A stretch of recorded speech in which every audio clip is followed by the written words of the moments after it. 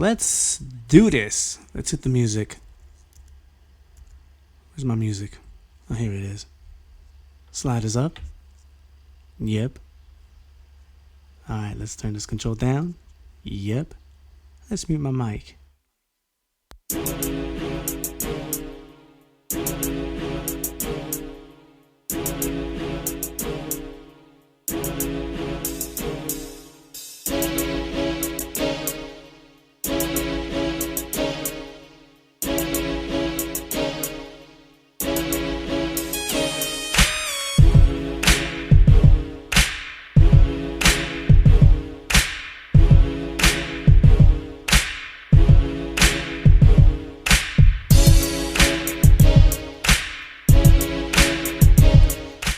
What's going on, ladies and gentlemen?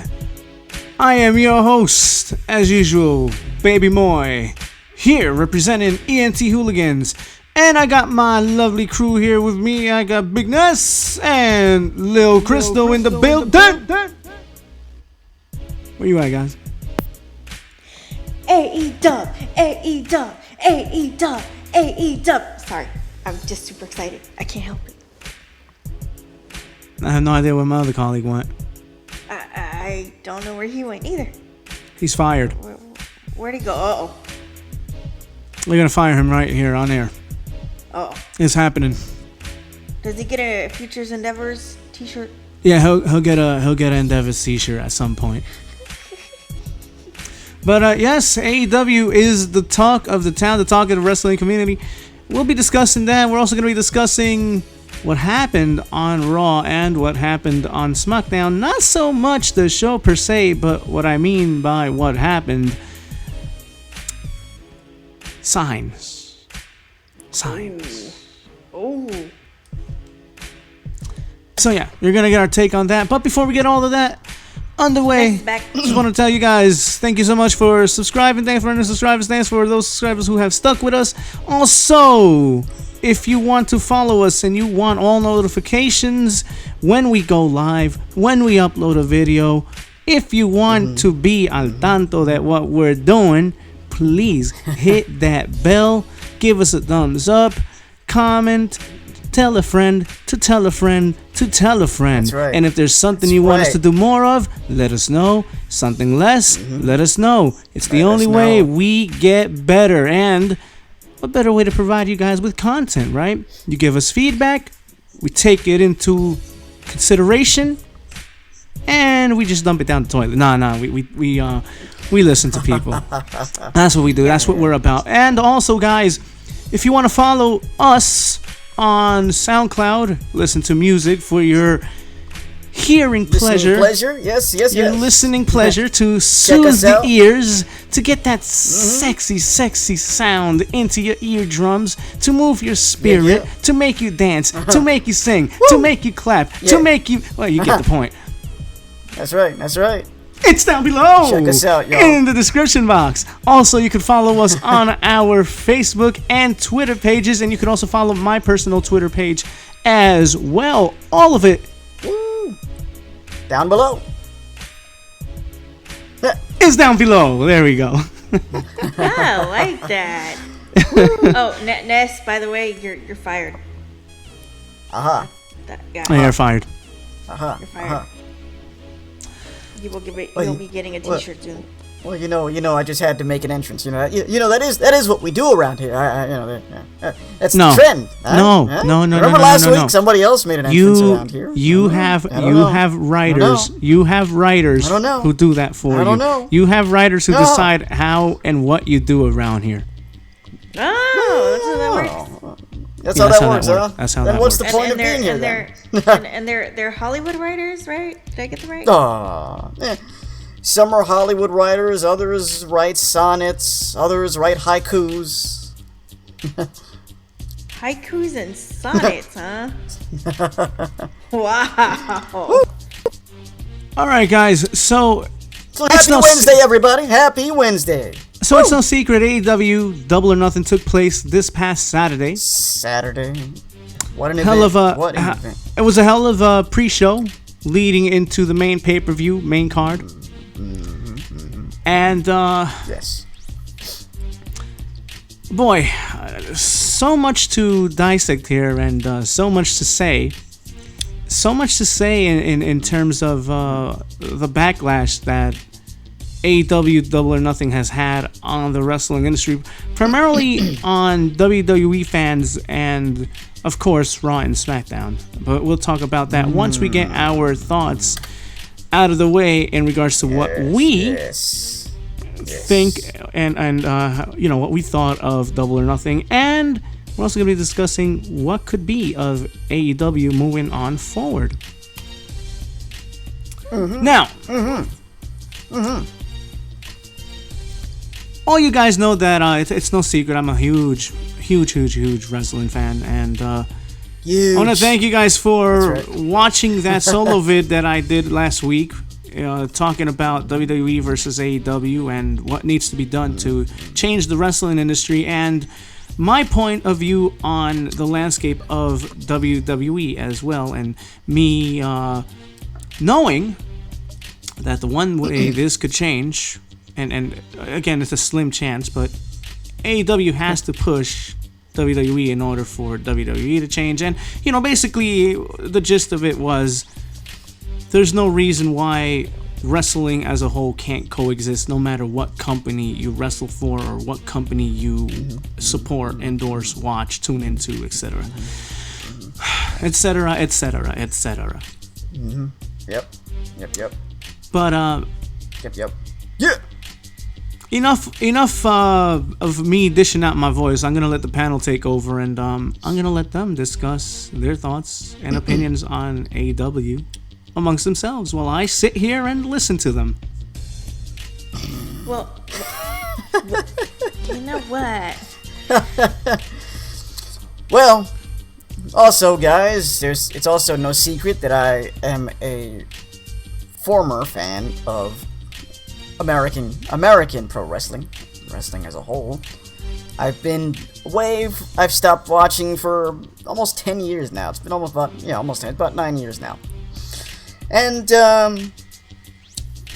watching Double or Nothing, because prior to Double or Nothing, I heard all the promotions, all the things that they were planning on doing, and everything in the works. But there was still something in the back of my mind thought, I'll have to see this. I'll have to see this to see whether this has potential or not. I can't just go on what they're talking about doing. I want to see what they're going to do. And I'm watching this yesterday, and I could not help but to feel a sense of nostalgia. Now, elaborate. What necessarily, or what happened in the transcourse of the show that gave you that feeling, or what things, what elements were there that gave you that nostalgic feeling? The elements of just competition, the action, frenetic pace that the competitors were working in, the announce team, including the icon himself, Jim Ross, Alex Marvez, and of course Excalibur. That's right. I guess he's kind of like some kind of medieval times fanatic. I guess, I don't know. Yeah, I don't know.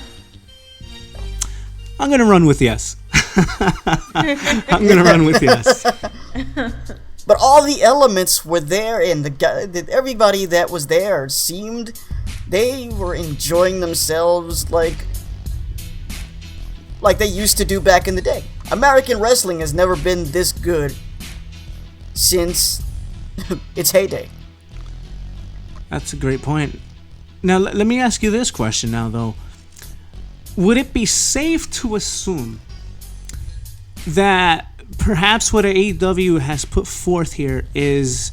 Now, Cody, I know you're going to hate me for this, but would you say that it's a combination of maybe a little smidget of Attitude Era plus ruthless aggression?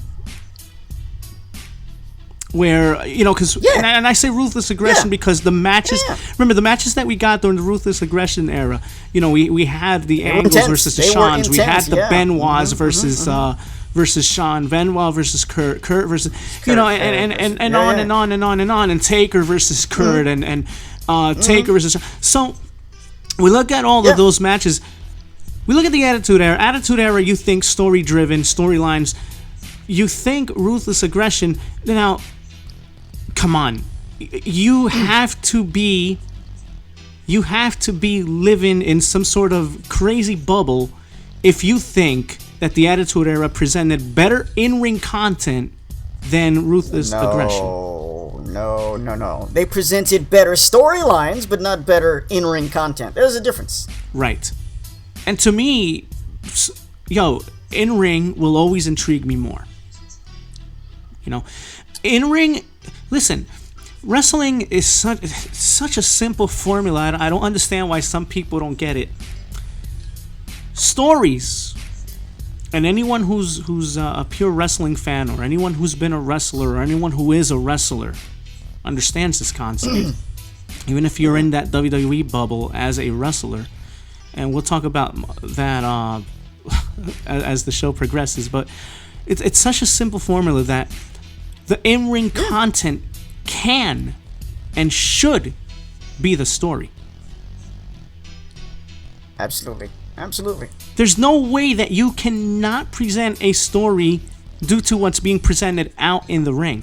Yes, I'm sure AEW is going to have backstage segments, during their pay-per-views or once they go weekly on TNT. It's needed. Yes, we understand this, but I also know that it's not going to be saturated in that either. But those stories, those storylines and backstage segments are the precursor to essentially the culmination of said stories, which takes place in the ring. Right. A prime example of great storytelling, we look at what happened with Dustin and Cody. Yeah, great example. Brother versus brother, generation versus generation. There were a few key elements that brought all of this story home. The narrative, first of all, told by the ring announcers. Yes. So you have that. If you guys were watching the Nightmare Family on YouTube, if you were following their documentary series, the story played out on there. And even if you didn't, there was a recap video that played before the match, which, mind you, wasn't painful to watch. I gotta emphasize that. It wasn't painful. It wasn't a long, drawn out, boring, could we get to the match already type of video package. Okay. So you have that. And here's one that I'm going to consistently drive home during the duration of this podcast. You had two individuals in the Rhodes Brothers who have creative freedom. Can you repeat that again? You have two brothers in the Rhodes Brothers who have creative freedom. Why is that important? The reason that is so important is because if it wasn't, is because of that creative freedom, the Rhodes Brothers gave us an epic match. Shades of Triple H Shawn at SummerSlam in 2002. I could go on and on and on. Of course. You know, the drama, the emotional aspect of it was there. It was all there. All of it. Yeah. Oh, and we even saw blood. And you know how crazy wrestling is that even something. Yeah, we did. How crazy wrestling is that even something as the element of blood can also help so much in telling that story. You know, I remember one of the focal points being Dustin Rhodes dripping all that blood. I remember the focal point being, oh man, you know, it's impairing his vision, this, that, and the third. You know, even with Kenny Omega when he broke his nose, you know, they kept making reference to, oh man, you know, he should be aware, you know, not to blow his nose, whatever, because the blood could seep into his eye. You know, it's stuff that makes sense. Oh, yeah, this is the sports element to wrestling, because this is what you will see. That's the same kind of commentary that you will see in fighting, in the fight game. Yes. How many times have we not seen Joe Rogan reference somebody's nose bleeding or having a cut somewhere and talking about how it could affect their vision, or how they, you shouldn't blow their nose because it might be broken, or how they might have a broken jaw is why they mouth open. You know, over here, he's breathing, or she's breathing through her mouth now. You know. For any wrestling fan who also grew up watching other sports, this is an element that we completely appreciate. Yeah, I know I did. I definitely appreciated JR and company bringing that home. Yeah, by the way, JR I believe the one who initiated that though was Excalibur, if my memory serves me Excalibur correct. did initiate that. Yeah. Yes, that was him. Okay. It was beautiful. That's for sure. Okay. You know, and another thing. and now that brings me to the storyline element of it, which was beautiful, and the way the story of the Rose Brothers ended and was resolved. I was about to get to the whole emotional aspect of it. Not only that, but how invested. Whether or not you followed the Nightmare Family on YouTube and the docuseries that they put out or not. Mm-hmm. Or not. Yeah. This was something that you could just watch and instantly, I could follow this. Mm-hmm. Oh man, exactly. he's dripping blood. Yeah, exactly. Oh, what's going on here? So visually and from an audio standpoint, it's so easy to follow. Yeah, such a simple concept, very easy to follow. Yeah, But go ahead, Ness. Capitalize on investment and emotional aspect of the story, and okay, yeah, cap on that. I tell you, Hollywood couldn't have written a better script for this, because the way this happened, you got these two brothers resolving over a decade-long feud. Generation versus generation, and they're beating the hell out of each other, and Dusty Rhodes is bleeding, but he's still fighting. Cody Rhodes is trying to put him away. It's a beautiful thing. At the end of it all, Cody Rhodes puts him away, and then we get to the resolution of it all. Yeah. This not only combines the sporting element with the emotional element. When we speak about the mutual respect that people have for their opponents, but this was more amplified because these are two brothers, two real life brothers, and they resolved this issue as Dusty Rhodes was attempting to retire. Cody Rhodes said, "Hold on a second, hold on a second, not just yet. I'm not gonna retire here. No. I have one more proposition for you. I need you to do me a favor. I got a match coming up. I believe it's on, is that July 13th, Fight for the Fallen? Yes. I want to say yes. If I'm not mistaken? Yeah. Yes. Yeah. I believe, yeah. For the next event, a tag team match. It's Nick and Matt Jackson. Versus the Young Bucks. And Cody Rhodes, very emotionally, very authentic, very genuinely says, "Hey, listen, I don't need a friend. I don't need a partner. I need my older brother." It was your classic Hollywood ending to a feud. I mean, I'm telling you, Hollywood couldn't have scripted it better. And you keep, and you repeat that. Hollywood couldn't have scripted it better, and it's cool that you're repeating that, because what was one of the things that I told you when I went back and I was watching this with you was, bro, that's real. And it's as real as it gets, because everybody watching was moved by that moment, and if you weren't moved, I don't know what you were watching. JR had an allergy. Yeah, Yeah. JR was in rare form, man. He was in rare form. JR had an allergy.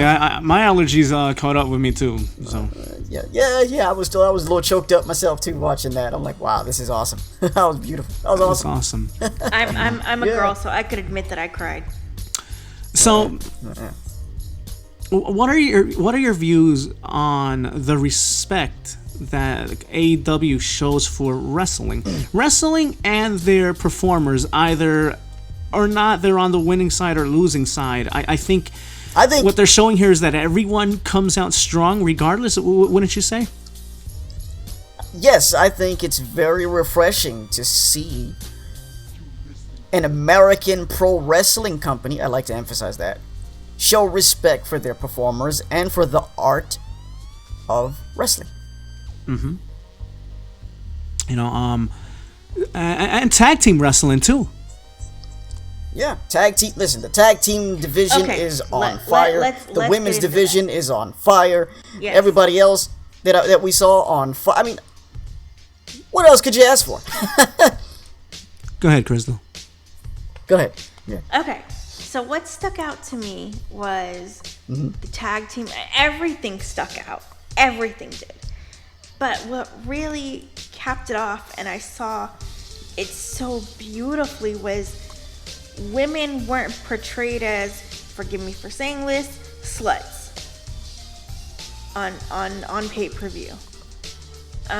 What do you mean? They Elaborate on actually- that, like, because there haven't been scandally clad type matches in a while in WWE, so. No, which is nice, but I'm thinking. Well, now they're just being like, portrayed as bimbos. Yeah, thank you. That's it, bimbos. Thank you. Which is probably worse than being a slut. But it was. Yeah, that's it a good was point, so, actually. yeah, it was so beautiful to see that women do matter and they have an input in what they're doing. I mean, I've never seen Aja Kong before. Is that her name? Yes. Or is it Kong? Yes. It's No, it's Kong, right? Aja Like Kong. Kong. Yeah. Like King Kong? Okay. Yes. Yeah. Okay. I've never seen her perform before. And I was blown away by her and her team. Oh my gosh. It was no. You know what stood out to me? Wow. Oh, sorry to cut you off there. No, you know what stood out to me was the diversity in the roster. Yeah. Like, wow, this is really awesome to see, man. We got to see we got to see Strongheart, which is the Chinese tag team. They were fun to watch. We got to see the Japanese women battle it out. That was fun. Kendo sticks galore, And too. of course, Yeah, kendo sticks. and Oh my gosh. Oh my god, kendo sticks galore. And of course, the return of Awesome Kong, which, wow, that was probably the most shocking thing I saw that night. That was dope. It's awesome. That was dope. I tell that you, was man, so- AEW is going to make American pro wrestling great again. Yes, it is real. 100%. And I saw this, a friend of mine on Facebook, she was commenting that, she's not a wrestling fan at all. She's not into wrestling, but Hear this, yeah. her significant other is. And so she decided to watch AEW. Well, her significant other Doubler. from what you told me off air is only a WWE fan as well. So Yes, I think you that's should correct. capitalize on this too. Yeah, he's also a WWE fan. He's a casual fan, so he doesn't know anything, And so, she decided to watch Double or Nothing with him, and she's like, "I think I'm gonna watch this in the fall." Wow, this is so cool. And then her other friend was like, "Wow, I want to watch this too. When does it come on? How do I watch this?" And so I saw and I chimed in. This is what you can do to watch it, And, my friend's significant other thought that there was going to be some events that were going to be pay-per-viewed, and they're not. Fight for the Fallen and Fighter Fest, which is Fighter Fest June 29th. Fight for the Fallen is takes place in July. They're both 13th, they're both free events. Yeah. So, obviously he didn't know that. He thought everything was going to be on pay-per-view like WWE, Now it hasn't been said it's gonna be free. They haven't, but it's not. I know it's not gonna be pay-per-view. So obviously, if it's not pay-per-view, right? Yeah. So what do you think? They might air it on TNT? I'm thinking they might air it on YouTube, Twitch, Periscope, Twitch. Facebook. Oh, okay. What's Okay, I Periscope? see. It used to be Twitter's thing. No, okay. It used to be Twitter's YouTube. Yeah, pretty much. Gotcha. So, Well, Fight for the Fallen, for anyone who may not know, Fight for the Fallen is an event to honor the victims of gun violence. Mm-hmm. Which is that's going to be quite an event, That's going to be emotional in itself when you think about what they're going to be performing for, who they're going to be performing for. Mm-hmm. So but honestly, I loved a lot of what I've seen. I mean, the freaking roof almost came out off that place when Moxley made his entrance to. Woo, what a way to end beat the hell show, out of Ambrose Moxley beat the hell out of Ambrose. Wow. Well, I guess he did. I mean, we know how we know how he feels about the Ambrose ordeal, so I guess he did. Yes. He left Dean Ambrose back in Stanford. Yeah. when he beat the mess out of both Chris Jericho and Kenny Omega. Kenny Omega. Yeah. That was that whole stage scene, with the giant casino chips and and then them breaking the stage. I thought that was cool. Like, you hear JR, they're breaking the stage, and I think it was Excalibur that said, "Yeah, and those aren't cheap." Just different, and to see. Yeah. And they rolled off the air. They roll off of the air with that cliffhanger. And the fans are chanting Moxley, Moxley, Moxley, and that is the last thing you saw and heard. Yes. Okay.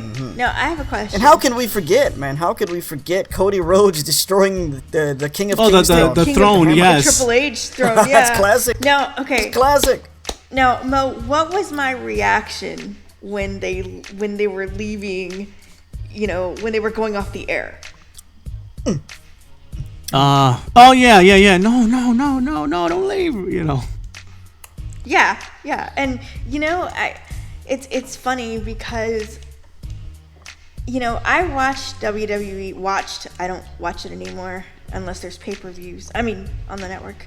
But I watched it as a casual fan, and seeing Double or Nothing, seeing AEW. I want to be a mark. I want to be like you guys. Hey, easy with that term. I'm sorry. But I'm trying to glorify it here. Like, I think it's cool. I'm not trying to make you guys be like, oh, like we're marks. Like, No, I think that's so cool. You want to be a smart mark. Yeah, that's it.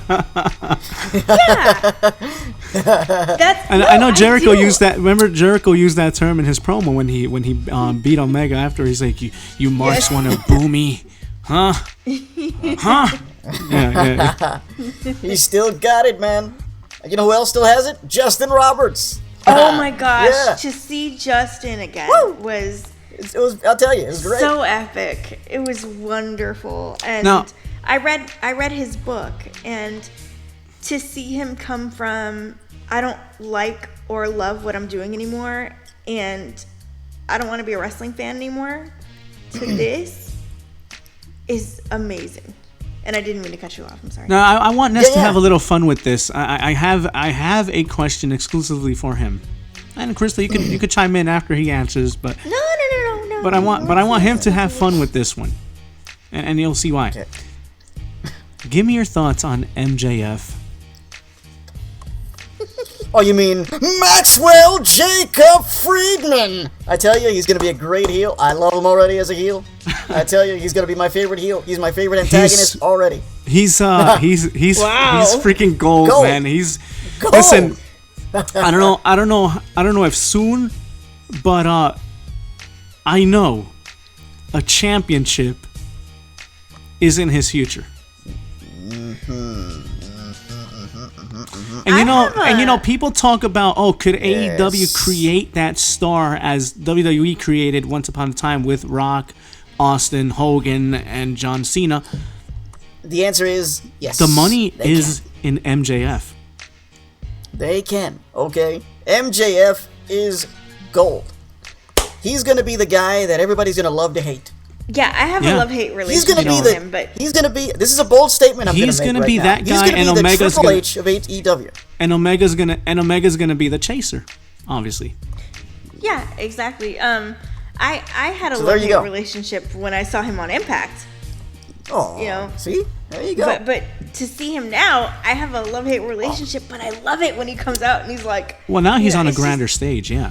Yeah, and it's awesome to see that. You know, He's a great heel. He is.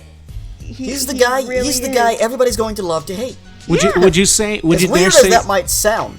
Would you guys say that maybe in some fashion that's partially what wrestling needed? Yes. Yes, absolutely. Absolutely. You know, somebody who could be that because that as antagonist. fans, right? As fans of any sort of fighting discipline, whether wrestling, fighting, we want that guy to root against. We want that guy to root for. Of course. Yeah. That's what, you know what I'm saying? You know, So there every are time we see situations. MJF is like, Right. we want to see him get his teeth kicked in. You know what I mean?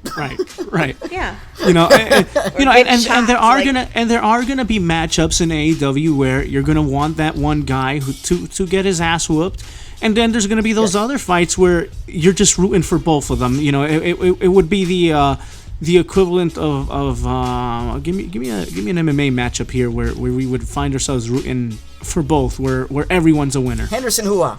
Okay. There you go. That's a great example. That's a great example. UFC actually. 139. You know, I was Best fight ever seen. when I was watching this, you know, with Ness, and then on Saturday, I couldn't help but think of my dad. My dad loved WWE Awesome. wrestling, but I never got exposed to the English commentary. It was the Spanish commentary that I got exposed to. Le pego una patada grandiosa. Oh yeah. Yeah, pretty much. Yeah, and you mentioned, it made you think of that too. Another reason why it was nostalgic for me was because that's how Mo and I got started. Yes. Our friendship. Back in Listen. Oakland, watching Raw on Monday nights. Oh, Listen. That's right. Listen, we would have been friends and colleagues and brothers regardless. You know, it just goes unsaid. But That's how it all began. wrestling was like once I heard him discussing wrestling with another person that we both know. That was my cue. Like I felt it. That's my cue to just be nosy and butt in and be like, hey guys, so y'all watch Survivor Series too, or y'all gonna watch Raw too? You know, so and from there it just we are where we are now. That's how it all began. Yeah, that's how it all began. I mean, Yeah. I was having trouble with my pay-per-view thing on Saturday, and I called, and even the representative who, connected me to the specialist before he did was like, oh yeah, we got to get you watching this because my coworker said that it's cool and he's upset because he's going to have to miss it. Can't watch it. Because he's working. Oh man. DVR it, bro. Yeah, exactly. I know, right? Exactly. It's like DVR, you get it for free anyways with DVR. Yeah. So, Yeah. he was, the guy was upset because he was going to miss it, so. I can't wait to see what happens next. Yeah, you know. And I Very haven't nice. felt that way about wrestling in a very long time. I know. Yeah, likewise. That Yeah. genuine feeling of excitement, that feeling of, man, now finally everything is okay. Because honestly, listen, folks, it's not a matter of will be okay at this point. Right. Everything just is okay.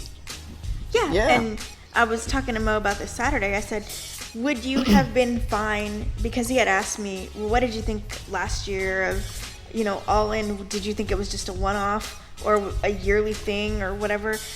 And I told him, I said, I thought if it happened next year, which is this year, I would be okay with it.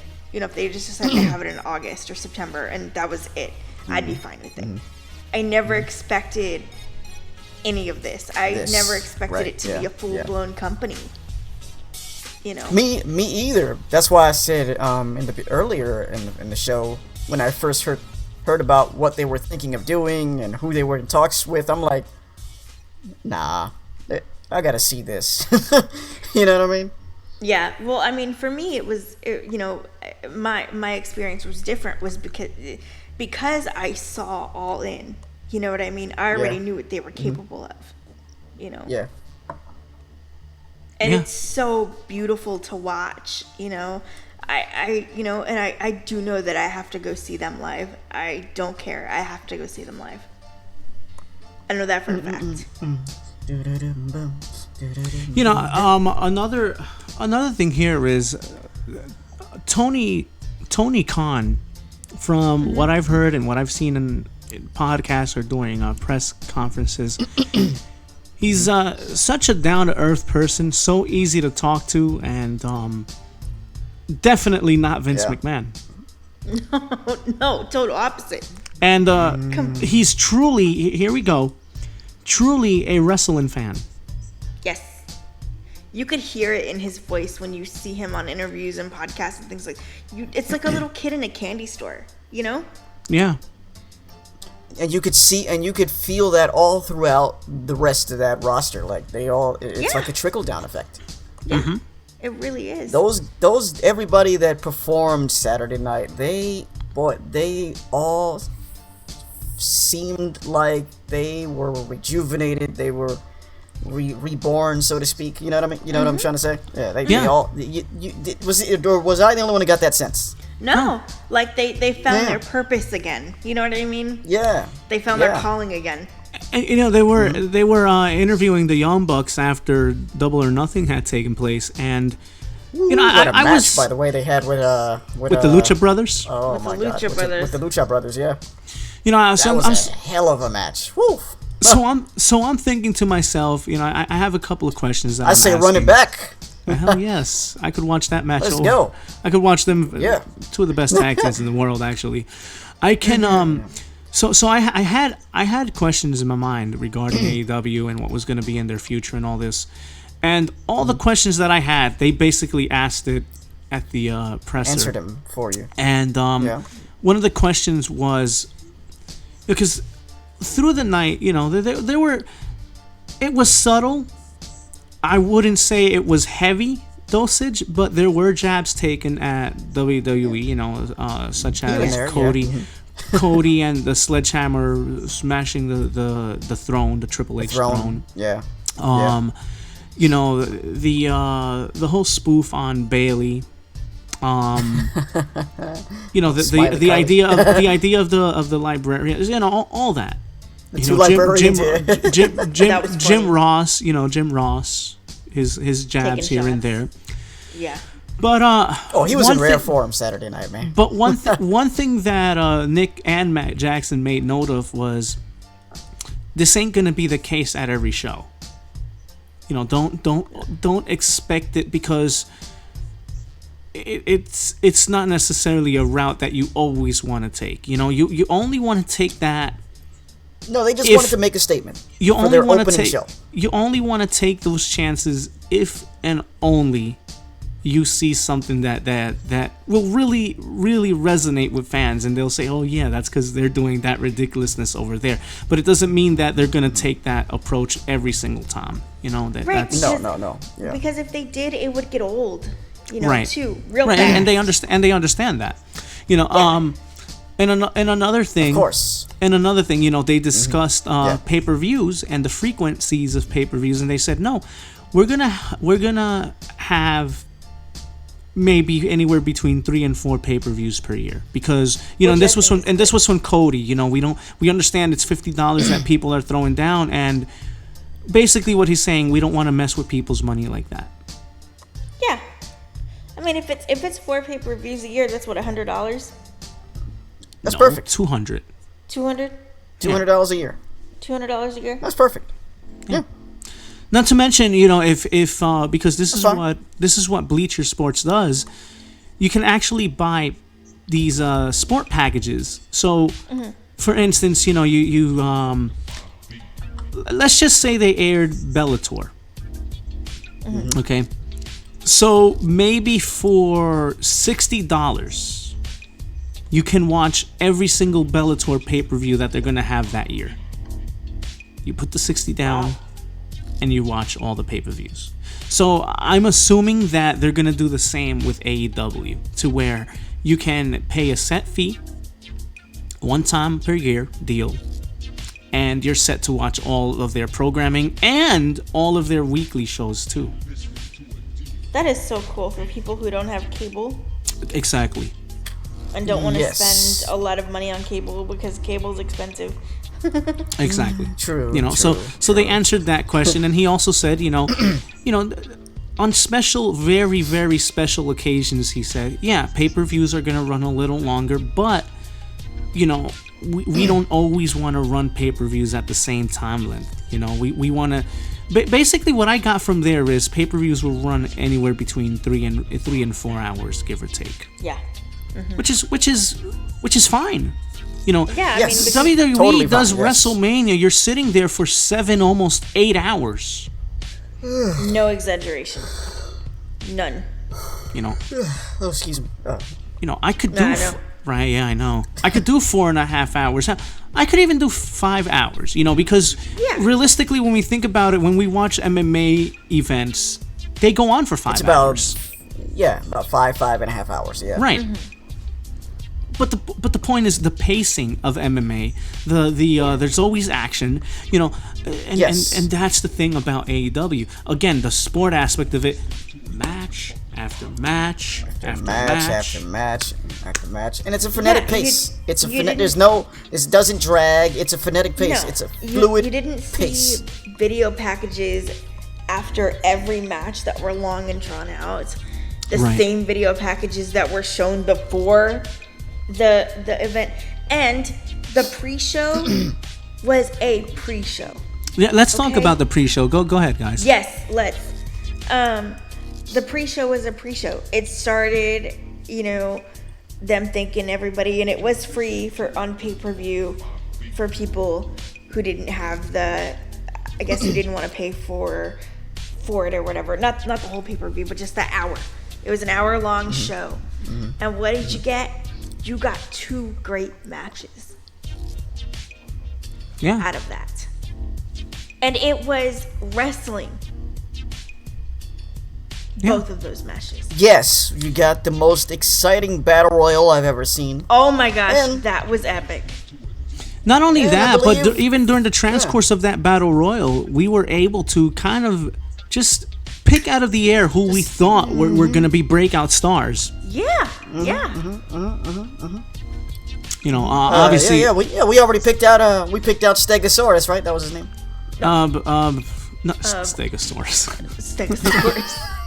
No, Luchasaurus. Luchasaurus. There we go. Yeah, we picked out Luchasaurus. Obviously, MJF.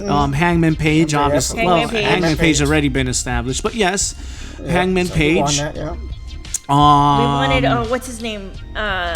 Thomas. What's his first name? Dustin Thomas. Dustin Thomas. Yeah, Let's talk about Dustin Thomas. Okay. This is a guy who has prosthetic legs, and he's allowed with them in the ring, right? What I want to know is how do you get your legs that are prosthetic to move that quickly? To move that like quickly, and to do a 450 splash and a 619. And a 619. How do you do that? Like, that's incredible. Seriously, how do you do that? I don't understand. I think the best way to say it is that he's mastered using his prosthetic legs. Seriously. The same way that we have mastered doing things blind. Yeah. But it's not patronizing for people that are like, oh, they're just patronizing. No, it's genuine amazement. And they did not, and they did not because constantly say, oh, he's got no. I could just see Michael Cole already being fed these lines. Actually, come to think of it, they didn't even mention it at all. No, they didn't. Well, they did, but in sense of his story. The way they put it was his story is incredible. His story is incredible. So we already knew. Because it is. Listen, that's another thing. Not once did I feel that my intelligence was being insulted. Exactly. Could you imagine Michael Cole? He's got prosthetic legs. He's got prosthetic legs. He's got fake legs. The thing about that is, I mean, no, it's not patronizing to be amazed by what Dustin Thomas is able to do, because again, he's not doing an everyday activity, man. That you know what I'm saying? Right. He's wrestling. I mean, yeah. And that's such a physical and demanding sport to get into. Yeah. I mean, I knew someone who was totally blind who did wrestling. And I thought, that's cool. You know, that's so neat. Hey, I know somebody who was totally blind who watches wrestling. Hey, I know, right? Oh. How do you do that? You need an audio description. Oh my gosh, can you imagine? Audio description. He suplexed him over the top rope. Yeah, I know. JR told me already. I know, thanks. That is one of the... Anyway. See, that would only make sense if you were at a live event. I'm just saying. Well, even that, no, because you could tell with the crowd's reactions. Well, I had but really no, what I mean is that would only make sense in a live event, so that you know exactly what's happening. Yeah, exactly. Or you know, have like they do at the tennis matches where you have headsets and you put them on and you exactly. You follow the commentary. Yeah. Exactly. Yeah. Like that would be the only way that would make sense. Is that I wouldn't mind. That would be awesome. See, you know. Yeah. But if you're watching it on TV, dude, you don't need audio. Yeah, because there's a reason. There's a reason they call them play-by-plays. Thank you. Seriously. Oh yeah, let's talk about the replays. What about the replays? Which replay you want to talk about first? The one where Luchasaurus destroyed this guy? Oh my god. No, not that. Oh, when Penelope went crazy. Crazy. Oh my god. No, not that. I'm talking about like all the replays. Not talk about them individually. I mean, what did we get? You mean the way they went about it? Yeah, we got commentary that was explaining what was going on if you didn't catch it before. You know Again, that's another part of the sporting aspect of it. And the highlight reel after the fight. Yeah. Yeah. If you ever watch the sporting event that's non-wrestling related, this is what they do. Yeah, because highlight reel. What it reminded me of? It reminded me of soccer. You know, boom, right on the button. And we see here, he leans in, he keeps circling to the left, and that's where he gets caught right there. We see him going under. He's going for the uppercut there, but boom, with the hook right to the button and knocks him down on his right ass. On the button, yeah. You know, yeah. Boom, shakalaka, you know. Oh, yeah. Mamma mia! Mamma mia! Boom shakalaka! And here we are from Jakarta! Or your favorite, Yemgon. Oh, yeah. Yemgon Myanmar! Yeah. But, yeah, it was so reminiscent of that, man. I was like, man, this is so awesome. I gotta say, as much as I enjoy watching One Championships, it's the time difference that gets me, man. I'm like, man... It's weird. Oh, you don't catch it on demand? Because I think you can, but you have to wait a couple of days, right? Yeah, I can. I know. I just usually don't. Oh, I see. Wait, you wake up? No. Oh, well, we do because we're crazy like that. We'll wake up. I catch it later now. I only woke up early for one MMA event in my entire life. Yeah, and he's texting me at like 4 in the morning, like, "Are you ready?" It's 4:30 in the morning. I'm like, dude, you ready? Oh my god, I could just hear Eloquent saying that. I'm like, bro, I'm trying to catch some Z's over here, man. What the hell's wrong with you? That was the day that Randy Couture got his teeth knocked out by Machida, I believe. Yeah, I believe. Oh no! That was a That was regular. Kung Lee and Rich Franklin. That was a regular nighttime event. It was Kung Lee that knocked the hell out of Rich Franklin. Remember Yeah. that? Just, I'm Yeah. like, oh. So did you watch it at like 4 in the morning? Well, it started at 7:30 actually. And you texted him at 4 in the morning? I was Yes. excited. Jeez. Idiot was excited. I'm like, oh my god, bro, let me sleep. But no, we ended up. We ended up watching it. Yeah. Says. But now I'm not. But now I wouldn't even wake up early for a one event. Like, No. And you didn't sleep, right? That the night before, Double or Nothing. Who, me? Yeah. I had trouble sleeping. nice. I'll tell you what. After that event, Saturday night and Sunday night, I couldn't sleep. I mean, I woke up, and the very first thing I did was watch something on YouTube about Double or Nothing. It was the presser. You know when I had trouble? I had trouble sleeping. Opening Football Sunday, I believe it was 2 years ago. Oh, bro, That Saturday I remember that. I woke up that Sunday morning like, oh, it feels like Christmas. Bro, I was like a kid at Christmas. bro, I never Oh. remember us anticipating football season the way that we did that year. That particular Yes. year, That year. I don't know what. Yeah. Wow. bro. I don't know what it was was amazing. about that particular year. It was. but, Yeah, man. It was amazing. Wow. Man, now let's talk about the impact that AEW has had on WWE. But first off, There- if you're WWE now, let's draw the picture here. If you're a reasonable McMahon, okay, think straight, reasonable McMahon. You've tuned into the show, or your higher ups have told you of the show. One or the other, yes. What's your mission the following night on Raw? Gotta make it better. To figure out a way to counter that. Yep. Increase ratings. Just saying. Just saying. Just saying. Keep your fan base from leaving you and going over to AEW. Yeah. Or here's what- having more fans being drawn to you. Now here's what happened. Just saying. Here's what happened. On Raw, during a segment with Sami Zayn, which by the way, this couldn't be any more racial than it get. They have Corey Graves presenting this talk show segment as if though WWE needs more talk shows, called the Electric Chair. Now keep in mind, the Saudi show takes place within a week and a couple of days from right now. But okay, we have the segment called the Electric Chair, where we have Sami Zayn sitting on this electric chair. Sami Zayn is of Syrian descent. Oh my gosh.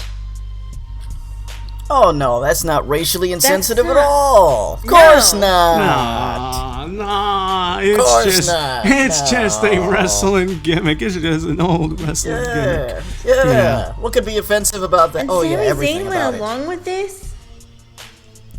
Let me remind you, this is the same company that told Owen Hart, either you do the stunt or you're fired, pal. Oh, you're fired. Yeah. Well, you know, we have mentioned Vince's racist past as it pertains to his product. It's well documented. I mean, this is just another example of that. And you know, I guess nobody seems to care, or I don't know. He's got yes men that say yes to him for anything as long as the money keeps coming. And that's the problem. Well, That's the problem. Well, let's think about the route that Ambrose was about to take, you know, and he said, I'm not saying that about Roman. Oh yeah. I He did it stormed once, in and with- I did it once, and I felt like crap, and I'm not about to do it again. Yep. And he would even storm into Vince's office. He didn't care. You know, but back to Raw though. So during this segment, it was how could I bring it home here? It was a segment that pretty much it pretty much was like a Q&A type of segment where the backstage interviewers would interact with the audience and they would ask Zayn questions. Obviously, the audience members were already predetermined. The questions were predetermined. So, a little girl asked him a question. I don't know what the question was, so I can't give you feedback on that. But what I can give you feedback on was Sami Zayn's response, and it was somewhere along the neighborhood of, well, you could have asked me anything, in other words, scuffing at her question. You could have asked me anything else. You could have asked me anything. Hell, you could have even asked me about AEW. Name drops AEW. Drop the mic. Which prompted casual WWE fans to Google AEW. Oh, nice. Well done, Mr. Zayn. Problem there, Vince. By the way, quick. Speaking of backstage interviewers, quick shout out to AEW's backstage interviewer, Leisha. Nice. Of course you Very would. nice. Of course you would. You do great work. Of course. Of course you would. Yeah. Yeah. Right. So anyway, What? Moving on. Vince was very. Who cares? Moving on. Yeah. Moving on. So Vince was very furious at this, and because there were conflicting. My gosh, conflicting reports. There were conflicting reports if rather or not this was scripted into his promo or if he went out business for himself. And it so happens that Sami Zayn went out for himself on that one. Of course, that's what I figured. Yeah. Vince is pissed off. Of course he is. But the following night, let's stick with Raw. There were chants of AEW during several segments on Raw. Wow. Particularly that first hour, which featured no wrestling at all. Seriously? And could you please tell everybody why did they decide to take this route? What was the reason they gave? This is laughable. Go ahead. Oh. It's Memorial. It's Memorial. Day, it's yes. Memorial Day, so not many people will be tuning in, anyways. Seriously? Not many people will be tuning into that first hour, so Wait a minute. Hold on a second. Did I miss this news bulletin? Is Memorial Day a new holiday that just recently came to exist? Well, apparently, bro. Just like them going up against Monday Night Football or the NBA playoffs is a new concept. We forget. They think that we forget that during the Attitude Era, when WWE's ratings were at its peak. Wait a minute. Monday Night Football was still around. Oh, wait. What? Oh, yeah, NBA players were still around. Oh, yeah. But they were still racking in numbers. But now all of a sudden we want to blame and point the fingers at football and baseball and the NHL playoff and the NFL and Boy Meets World and Fresh Prince of Bel-Air and Friends and The Simpsons and Beavis and Butthead and Yeah. These are things that have always been around, folks. Pointing the finger at other sporting events is a cheap cop-out and excuse. Yeah. And it's cowardly, dude. It's a cowardly move, too, man. I can't here's the other reason. Here's the other reason why he did it. What was that? Here's the other reason why he did it. Here we go, folks. Here's the other reason why he presented a shit show. Okay. What was the other reason? To punish employers who independent employees who congratulated independent contractors, yeah. who congratulated those who partook in Double or Nothing, and to punish the fans who watched Double or Nothing. Oh yeah, because that was such a great punishment. I felt so punished. I felt like I was grounded for 2 weeks.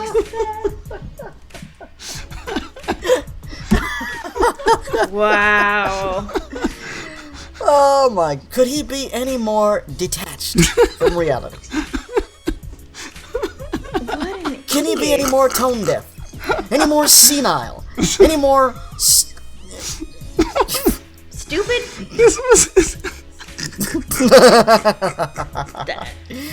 Wow.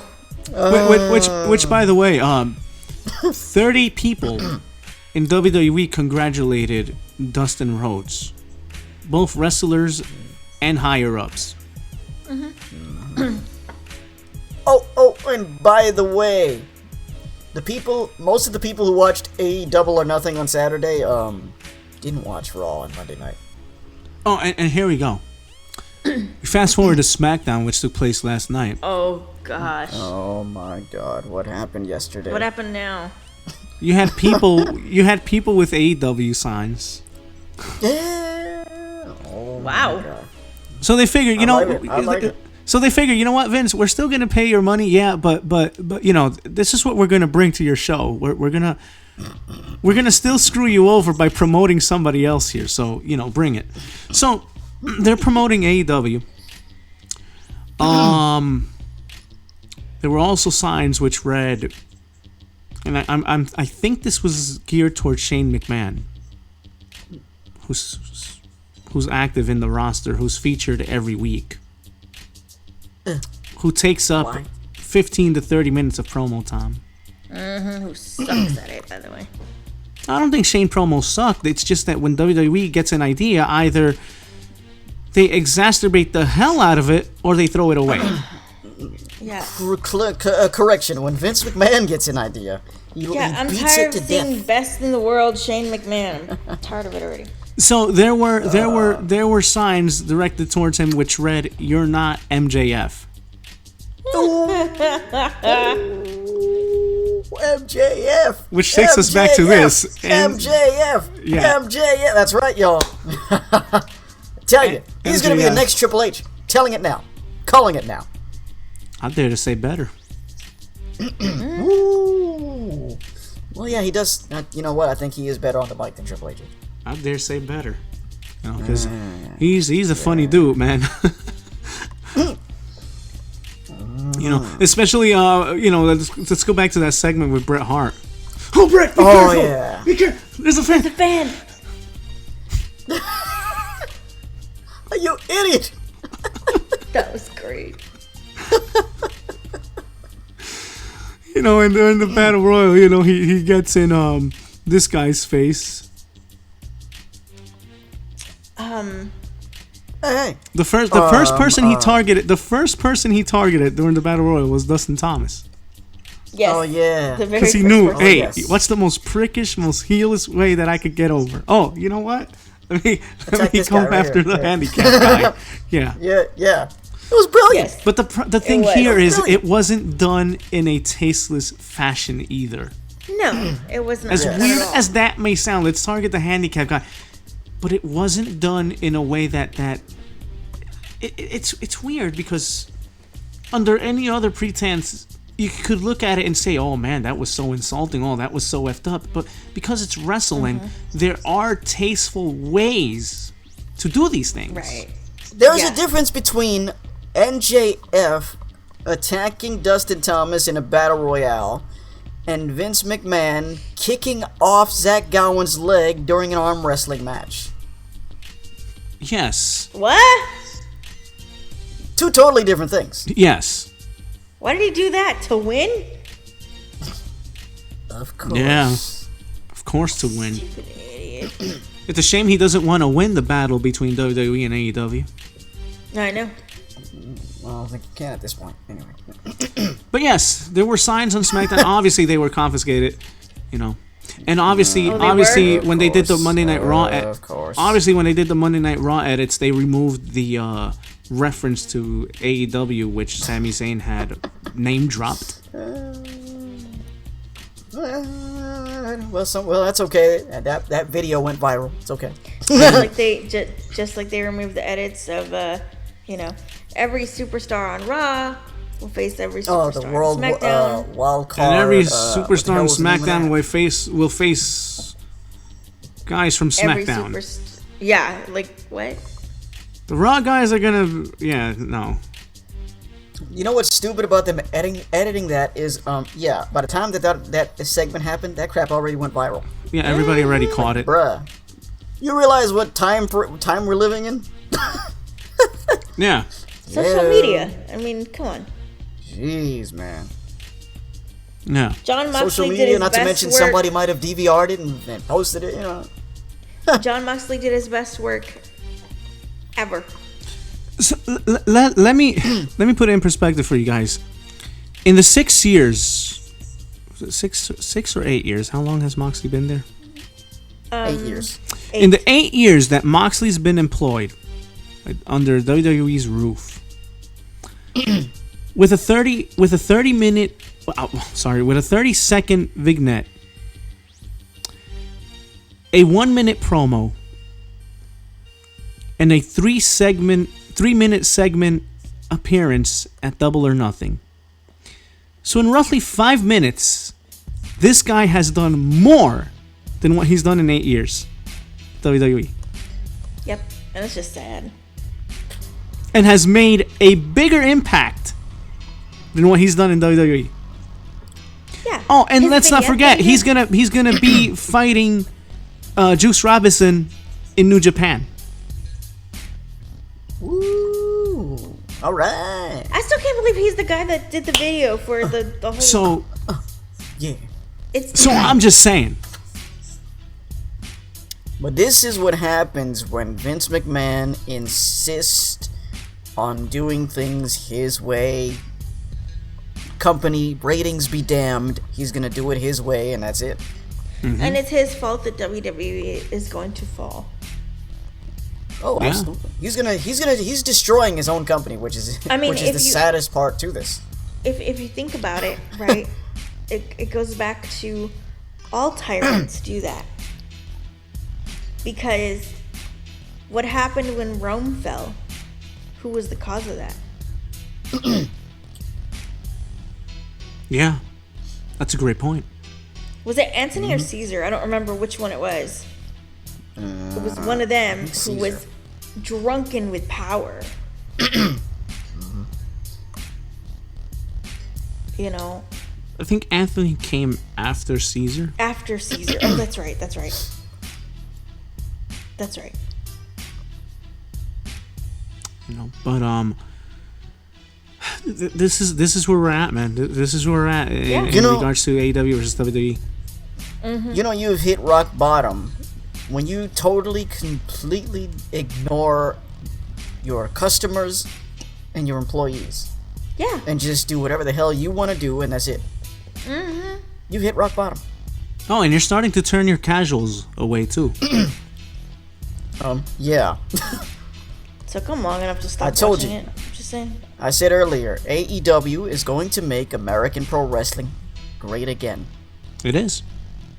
Yeah, and I say, And it already I say has. Them, I say them because as a casual I stopped watching it like what, 3-4 months ago maybe. Give or I take. stopped. But Yeah. but again, you have casuals turning from it. Casuals who Which is otherwise a bad sign wouldn't, altogether. casuals who otherwise wouldn't have given any other wrestling promotion a chance.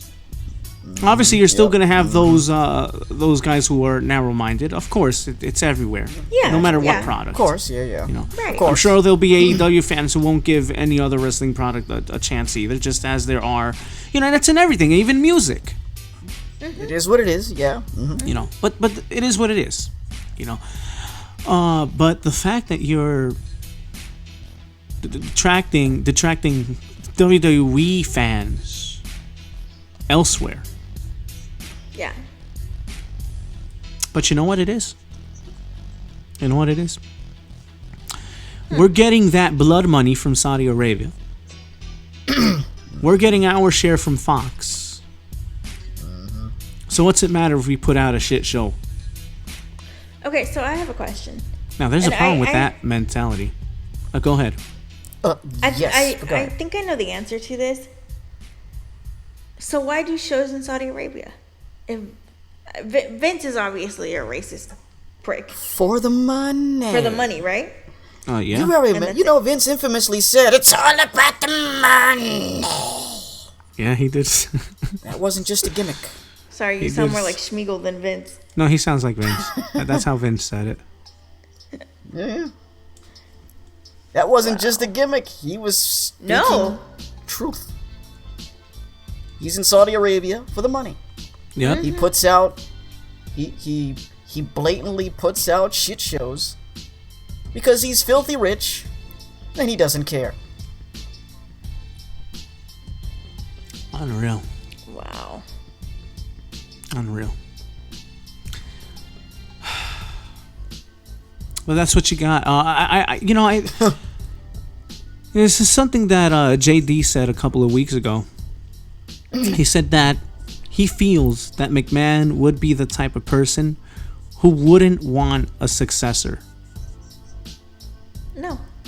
I agree. It certainly seems that Because way. he wouldn't Hard want to argue somebody with to that. take over who will best him, who will get WWE out of the state which it's in at the current moment. Yeah, which is why I said to you, if he does Wow. have a will, he's probably not even worried about WWE. He's going to take it with him to the grave. Yeah, it might go to the grave before he does. Yeah. That's Yeah, that's At a this safe rate. assumption. Yeah. I don't even think it's so bad that, he's not going to give it to Shane. He's not Well, going to yeah. give it to anybody. But yes, it'd be easy. I'm just to amazed that he's not even that he's not giving it to Shane. Instead, he's going to give it to Triple H. I'm Well, just Shane- amazed by that Well, alone. Shane doesn't want part of it though. He's even No. said, I don't want. Yeah, so I if Shane were to can't get say it, I blame him though. Yeah. if Shane were to get it, he'd give it No, to if Shane were to get Triple it, H. it would be in good hands. Yeah, Well, yeah, because he'd give it to Triple H. It would be in good hands. I But I wish don't even I think wish that's gonna- I wish this company were under Paul Levesque's thumb. Oh, yeah, because look at NXT. Sadly, it's not. And how it's thriving. Yeah, but what does it matter when you? Yeah, have, but you see, This- the unfortunate part here is WWE suffers, NXT goes with it. Yeah. Exactly. Which, That's why just the they- reality. yeah. What does it matter that NXT is thriving under a falling umbrella? Right. Yeah, exactly. Because you look at what's going It's a on with shame. the NXT stars today that are on the main roster. Well, if you're an It's a NXT shame. guy and you get called to the main roster, your career is done. Yeah. Forget it. Yeah. You really think these guys didn't tune into Double or Nothing and say, Wow. "Oh boy, look at the grass on the other side." No, I'm sure they did. Now, let's go to this subject. Heard me mention creative freedom. Creative freedom. Yes. Let's go there. Now, folks, there's a difference between creative freedom and creative control. Creative control is having a say in outcomes and whether or not you want to choose to go over or not. The issue has never been with some of these guys who are under the AEW roof, who were former WWE guys. The issue was never, I had to put this guy, that guy over. No, that was never their issue. Their issue was lack of creative freedom. Right. They had none. Let me say that again. They had none. No. They had to do whatever Vince wanted them to do, however he wanted them to do it, wherever, whenever. I know. Is that does Moxley seem like the type of person who wants to go back over there? No, not at no. all. I don't blame him. No, he is as relieved gets. The shackles are off. He's free. A lot He's of references, emancipated. a lot of the wording here used by these wrestlers when they were getting interviewed, they used the verbiage of, "We're out of jail. We've escaped out of jail. Fresh air, we're breathing." Now here's a question for you. think about the time in which we currently are. And think about the current landscape of things now, with the emergence of AEW, with the exposure that American fans have had to New Japan. Not just the fans, but to aspiring wrestlers. What do you think that aspiring 14, 15-year-old wannabe wrestler someday, what do you think they're thinking right now as they're looking at the WWE landscape things? What do you think they might be thinking? I don't want to go there. I want to go over there because over there it looks fun. Exactly. And wrestling does matter over there. It's not story. We are no longer in the time where WWE is the only place to be in American pro wrestling. Not anymore. Not anymore. Not anymore. That time has changed. That time is over. There's a new sheriff in town. Mm-hmm. It's all elite wrestling. Yep. Exactly. Notice they don't say that they're an entertainment company because that's implied. Yeah, the wrestling will provide you the entertainment. Exactly. It's implied. The wrestling will provide you the entertainment. Is football entertaining? Yes, but is the word entertainment? Where do you find entertainment in NFL? Where's that word? Where's it to be found? Where? Ain't there either. It's implied. Okay. Let's see. UFC. Where is it? Same thing. Where is it? Same thing. Same thing. It's implied. Is it NBA? Where is it for you guys who love basketball? Same thing. MLB. Same thing. Yep. No, the same thing. Yeah. NHL. Yep. FIFA? Where is it? Yep. For the soccer guys. No. Yes. Entertainment. Where's the word entertainment? Where is it? Where? It's implied. Yeah. It goes without say, basically. Goes without say. Yeah. Let the arts of set sport entertain you. Exactly. Yes. That's the beauty of it. What entertains you is the art and the performers showing us what they can do. Yes. In the ring, on the field, on the court, on the ice. Yeah. JR, and I bring up JR and how relieved he sounded at the display of tag team wrestling showcased at Double or Nothing. Oh, yes. Oh, he loved it. He loved it. I loved it. We all loved it. Let me tell you where tag team wrestling is in WWE. The tag team titles haven't been defended since the Raw after WrestleMania. And we're almost in June. So Not we're to going mention, on about 6 weeks. Not to mention, on SmackDown yesterday, according to the who was I listening to? JD. According to JD, whom I tuned into, there was a segment where Daniel Bryan was talking about the tag team division. Mm-hmm. Of which it was referred to as stupid. Wow.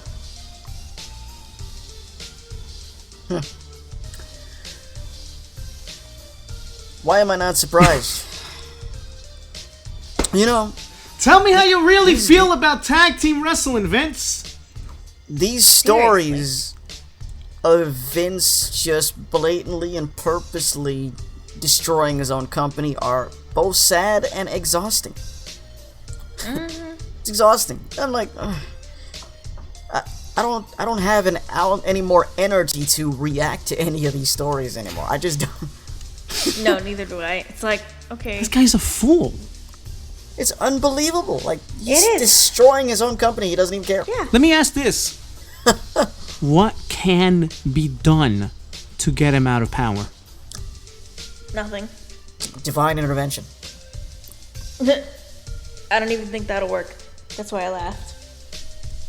That's the only way he's gonna get out of power. Divine intervention. That's it. That's a tall order. Uh-huh. No, because then he'll take it to his grave. I think that's what he means by divine intervention. Yeah, I'm seriously thinking that's what he'll do. He'll take it to his grave. And then there will be no more WWE. Yeah. You know, that's a really sad thing to. As shit as WWE's right now, to even to come to the realization that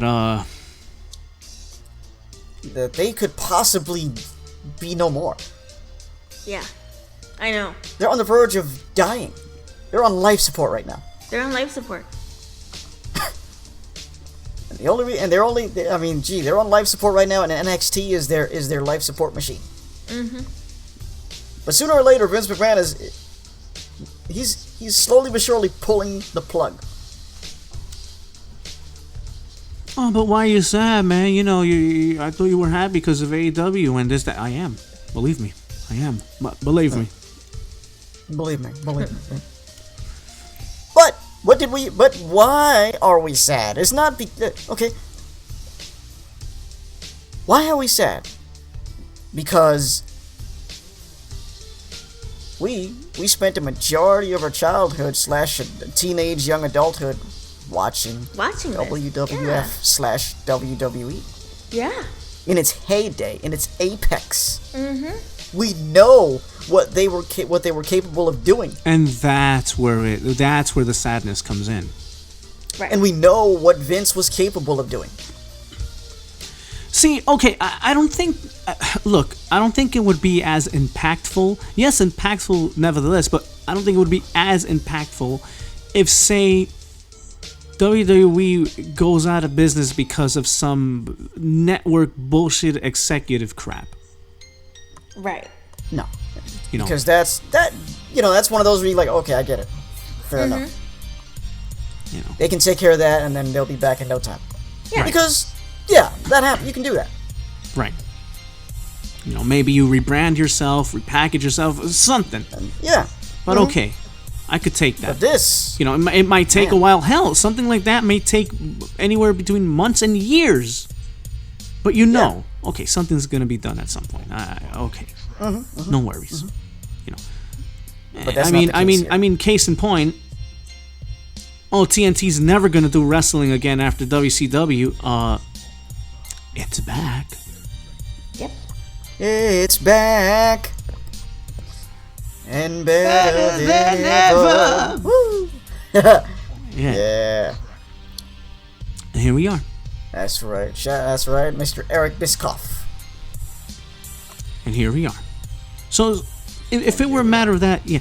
But seeing what's sad is seeing what WWE was, and now And what it looking now at how is. its demise. Yeah. Yeah. That is what makes this sad for us. Mm-hmm. You know, Dustin Rhodes looks young compared to Yeller.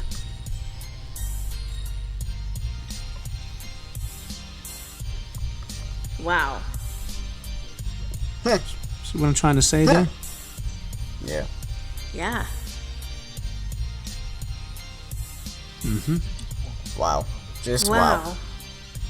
Wow. You know, if anything, Vince should be the one that's,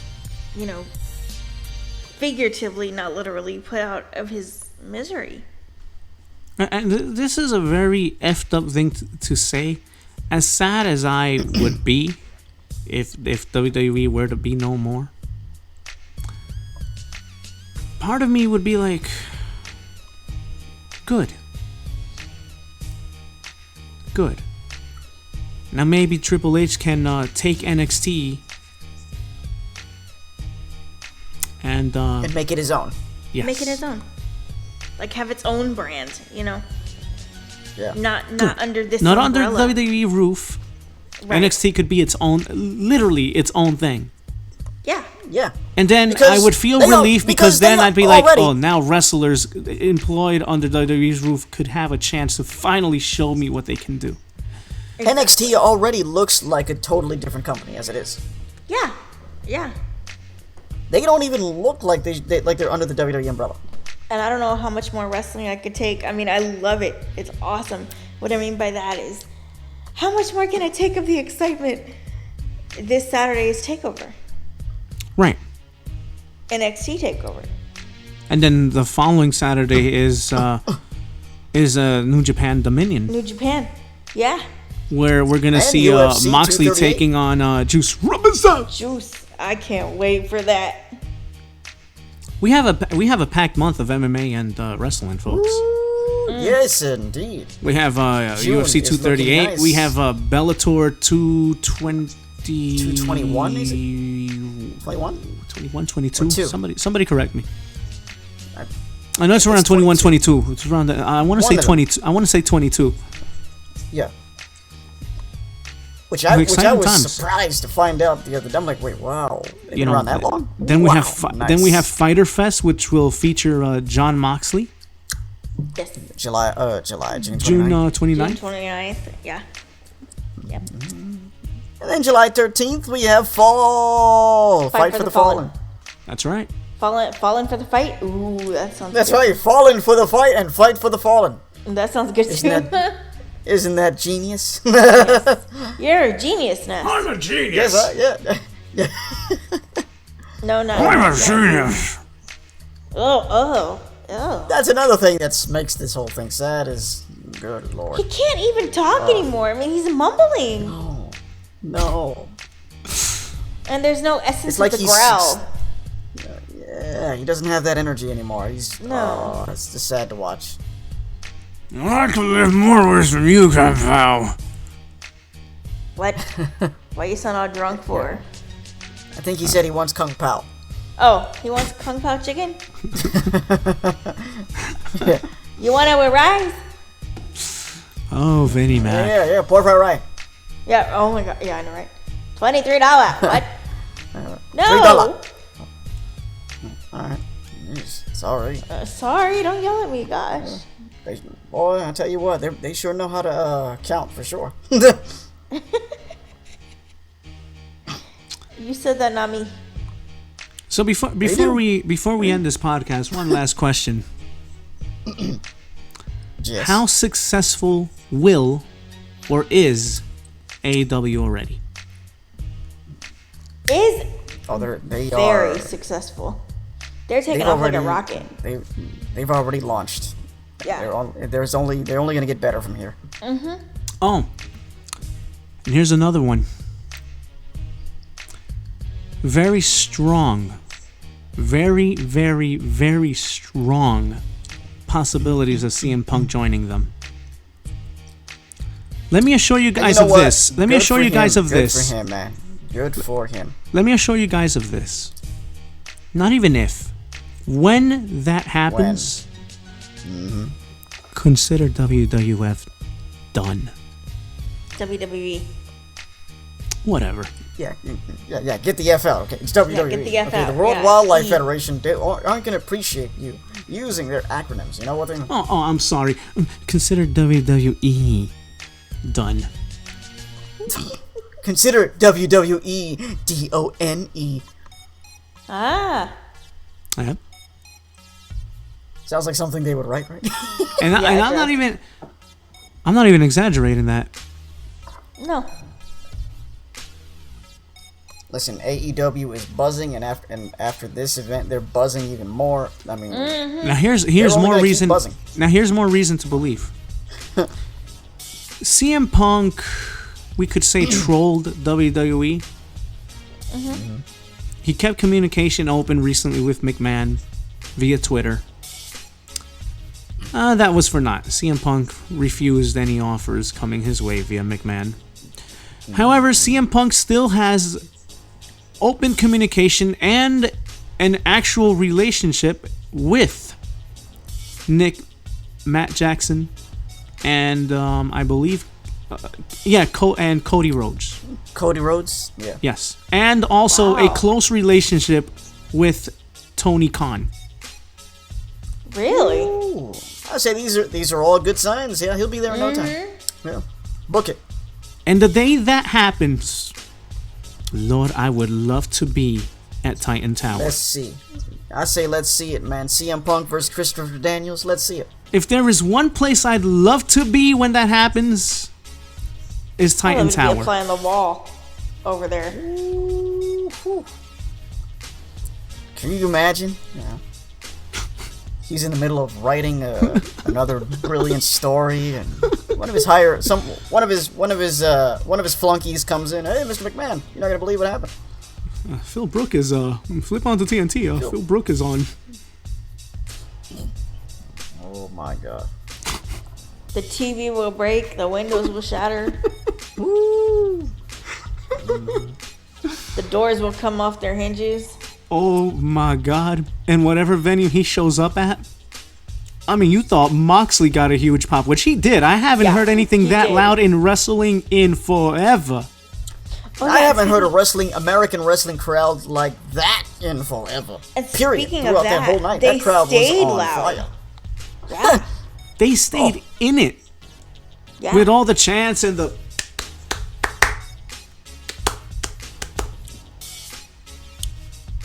And don't forget the two. Sweet! Whoop, whoop! Yeah. That's right, and of course there's Cero Miedo. Oh yeah. My Bro, favorite. That's right. Yo, you know, bro, I am absolutely sold on the Lucha Bros. Yeah, me too. They're Hey, one of my and you know what? favorite actors. Ain't no one telling them learn English. Yeah. Yeah, McMahon. McMahon. Jeez. They're just over. It's okay. You know, the thing with WWE, if you get over organically, nah, we have to knock you down a couple of notches. Nah, because you weren't the guy or girl that we intended to go over. Nah. Yeah, because look at what they did with Justin Roberts. You know, This look is what the they did problem with Justin Vince Roberts. McMahon. He wants to do things his way. Ratings be damned, fans be damned. He doesn't care. He said Justin Roberts had too much excitement in his voice, and that took away from the match. That's one of the stupidest things I've ever heard. That's what he told him. I'm sorry, he didn't tell him. Who was it that told him? It wasn't John. It was one of his other minions that he had. Oh, Kevin The Dunn. point is, that's one of the stupidest things I ever heard. Yeah, it was Kevin Dunn. Oh, It's one of God. the stupidest things I ever heard. Kevin Dunn told him Really? that Vince didn't. Yeah. Who, by the way, I got would booed. love to know. Who, by the way, got booed yesterday on does the ring announcer take SmackDown. away from the match? Kevin Dunn did? Yeah, Kevin Dunn got booed yesterday What was he doing there? because they showed a video package of I believe it was Shane McMahon's best moments. Uh-huh. And, you know, Kevin Dunn being the executive producer. Oh, yeah. But I'm saying, yeah. Got the hell booed out of, like, oh my gosh. Good. You know, but I thought the ring announcer's job was supposed to hype you up for the coming bout. Yes, and yeah. Justin definitely To hype did that them on up, to hype Saturday. the fans up. Yeah, that's their job. Yeah, hello. Yeah, Justin definitely did that. All right, guys, we already went over the instructions. You guys know what to do. I want a nice, clean, fair... I never thought I'd see the this? day. What is this, UFC? I never thought I'd see the day. Oh, and the weigh-ins. Did you ever think you'd see that? Nope. None of that. They had weigh-ins for a wrestling event. Yes. Pre and post conferences. I'm over here going, what is happening here? You know, but again, going to Double or Nothing though, you know, just little touches like that. Mm-hmm. You know, the and referee they had addressing. Can I get my point across? Sorry. The referee addressing the Lucha Bros and the Jackson Brothers. When? I've never seen that. I've never seen that before. Me either. That was the first. And of course, Jim Ross's impersonation of Mills Lane. Judge Mills Lane. That was great. He was excited, yo. He had Yes, a he was. blast on Saturday, man. He had a did. blast. He did say It was great. that was the most excited and nervous he's ever been. Wow. I tell you, it was great to see JR in the booth again. Yeah, man. He's been doing this for 40-some years. How the hell could he be nervous? That's normal. That's normal. Anyway. Duh. Did I mention they had pyro? Hey, and did I mention they had no one in their ear? Yeah. Only the guys in What the a truck, relief. giving them countdown. Okay, guys, you're about to come on air in 3, 2, 1. That's all. They asked Tony Khan, would he ever be a presence on air? Why would I be? Why would I want to be? Yep. I'm not a wrestler. Yeah.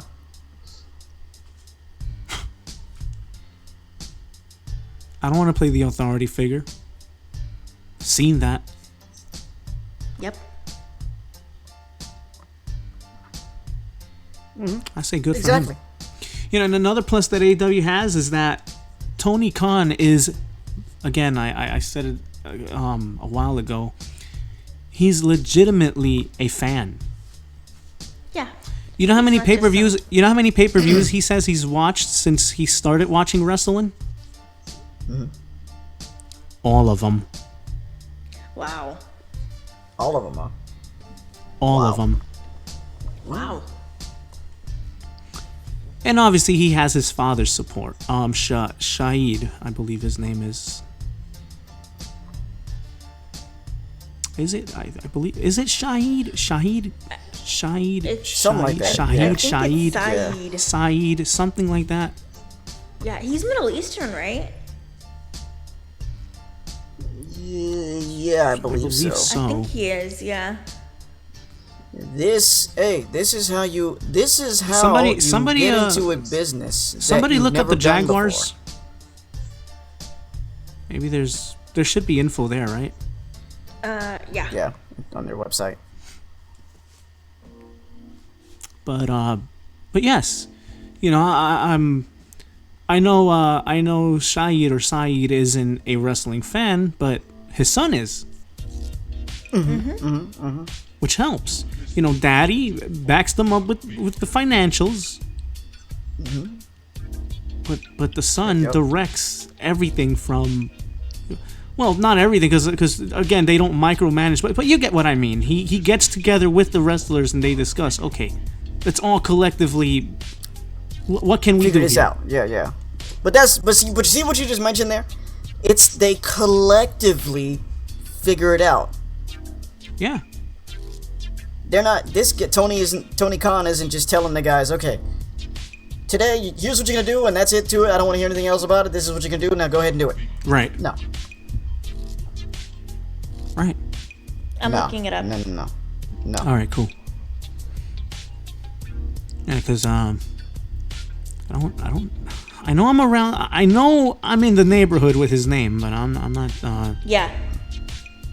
Yeah, I'm not sure either yet. Saeed.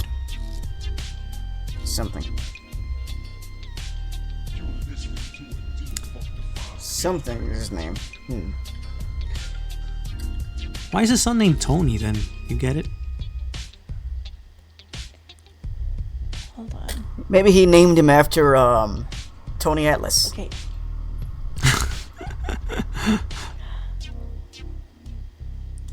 What'd you find? Found it. Hold on. Okay. No. And while we wait for Crystal to get that information, Ness is gonna do a couple of reads for us. Take it away.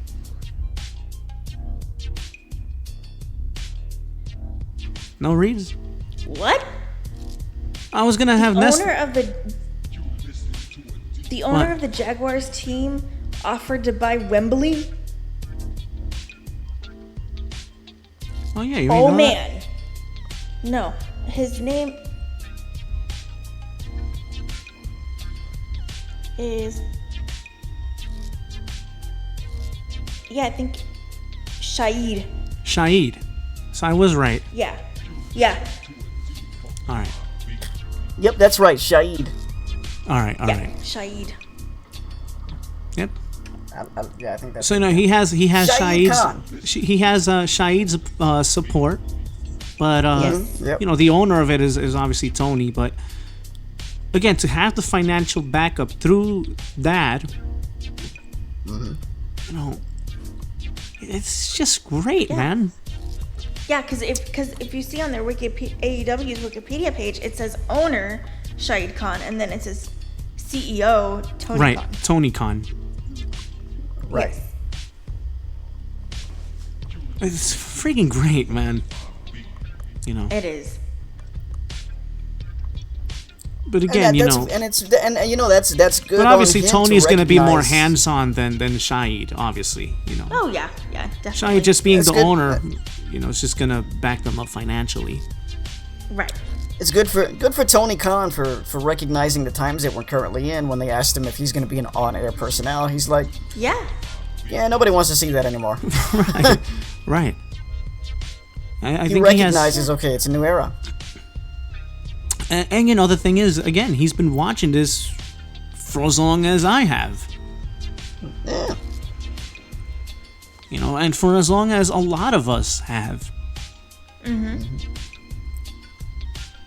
And he understands. You know, how do you feel about the demographic that AEW is targeting? Because I think one of the questions that a lot of people are asking is, well, how are they going to make the connection with kids? Of which I say, well, we were teens when introduced to the Attitude Era, and we were kids when watching before Attitude Era anyway.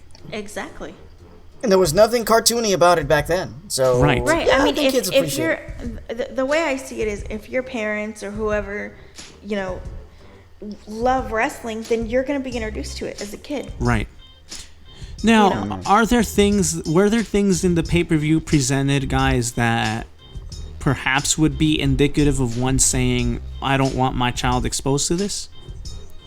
No, All right. not at all. No. No. Well, unless you don't want them to see blood. Other See, than that, yeah, no. exactly. Yeah, No. or MJF's vulgar expressions. He does flip the bird here and there, but Other than that, yeah, nothing too over the top. No. And we never heard. there weren't first- any sexual type hints either, though. You No, know, except none. for No. Sonny Kiss's butt bump. It's funny. Oh yeah, sun kiss. Yes, Sun Kiss. You know, but And there was, you know, and we didn't hear no first times ever. You know, Oh god. this is the first time. No, there well, was we nothing did. I mean, gimmicky because they about had any of to that. plug. You know, this was the first AEW match or whatever. But it wasn't a matter of beat it to Jim death. Ross repeating it and repeating it and Right. repeating it and repeating it, and every freaking time. Oh yeah, trending on Twitter. Yeah, they said, because again, we see it. They do it in MMA. They do it in football. They do it. But it's not a constant reminder. it's here It's and not. It's not a there. matter of you saying, "Okay, we already know. Shut up." Yeah. It's here and there, you know, and there's not even the Exactly. focal point of the whole thing. Right. Right. Yeah. So that's fine. And they even said thank you. Yes, they did. Yes, they did. Something that WWE doesn't do when they mention themselves trending. They just said, "Oh, we're trending number 1." Oh, you're welcome. Surprise, surprise. You're welcome. They're really not. Oh, I loved it. And I did you loved know it there were when- 20,000 attendees? Yeah, I was just gonna say that. That was great. Yeah, they broke the record. At They Mango broke the League. attendance record. Because WWE always breaks the attendance record. Yes, Of course oh, they sorry. do. Yeesh.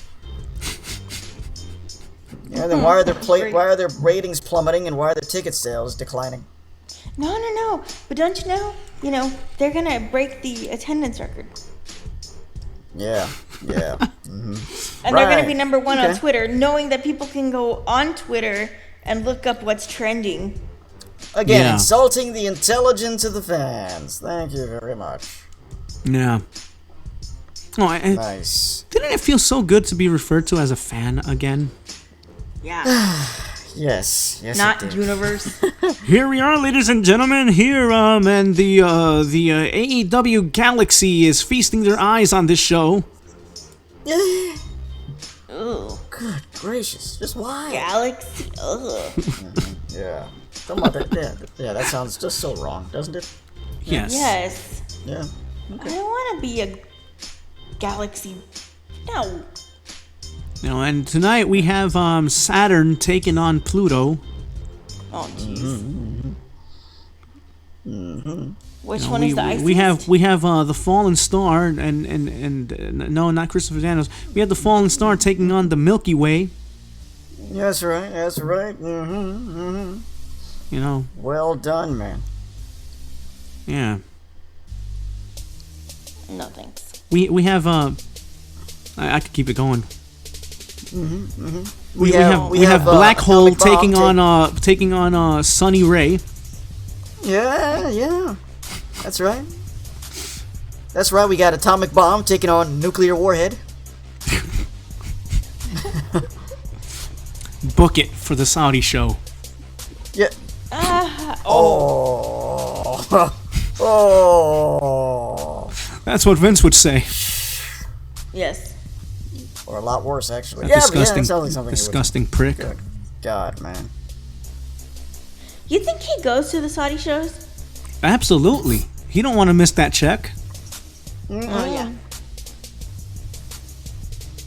Of course. All about the money. But what happens when you have an attitude of, oh, I can just coast, I can just be complacent, I can even convolute a show and not make any sort of sense because Fox is still paying me, Saudi is still paying me, and their blood money. What can eventually happen if you keep on approaching this business with that type of an attitude? Fox can You're gonna be stop your own paying demise. you. Yep. Because at the end of the day, Fox, they don't need you, man. You kidding me? They good. No, not at all. Yeah. You know. All in all, all you're gonna end up left with is Saudi Arabia, and well, good luck maintaining Good with luck that. with that. all in all, are there any expectancies for AEW? Great success is what I say. Yes, great success. Great success.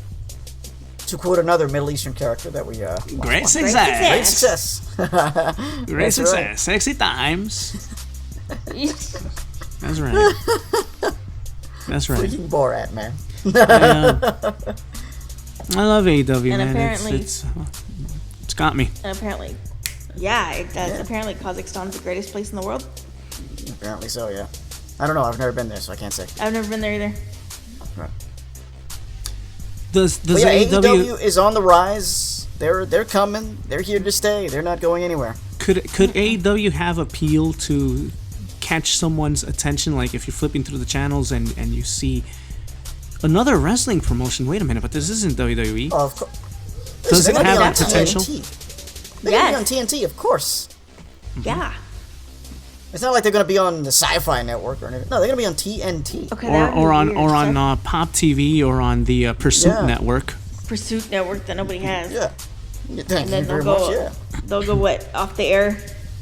They're gonna be on a major network, so you best Yeah. believe they're gonna That be people that are everybody gonna be has. flipping through the channels. Everybody Yes. has this network. Now, Exactly, that's the brilliance of okay, but it's one thing to flip on a network because anyone could flip on a network and just skip through it. But what would be something that could catch the attention of somebody who's just channel surfing? Maybe a tag team match that might be Yeah. you know, Yeah. could catch their attention. Maybe women's. So wrestling. again, sticking to the formula of being sports centric is the ace basically. Yeah, because when you really think about no play on Tanahashi here. a lot of the typically when you hear the phrase "oh, wrestling is fake," you typically hear that from pure sports fans. Right. But now, if they were to turn on to this now, this would appeal to them.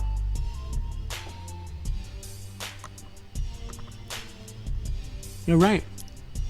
Especially because they're going to have a ranking system. They're going to have stats. Obviously, you can't have that now because no one really has, per se, an established record. Mm-hmm. No, not yet. No, but that's going to be coming. But that's going to be a lot of fun. Mm-hmm. When we start talking, let's say Omega's taking on Pentagon Jr. When we start saying, Omega is kind of susceptible to clotheslines or out of nowhere drop kicks. When you start breaking down a wrestling matchup that way, it really brings the question of who the hell would have thought. Yeah, and another thing that I can't wait to see is, people talking about, oh, did you see what happened last week? Oh, not only that. On AEW? It doesn't have to be last week. I could just see it already. They roll off air, the AEW logo, on screen as they fade to black. And you're thinking, oh, yeah. Holy fade crap, back. I can't wait to watch it next week. Again, next week? Yes. And then, you're talking to your friends about it that whole week. You know what I mean? Like, it doesn't get old. Just the way it used to be back in the day when WWF at the time was in its apex.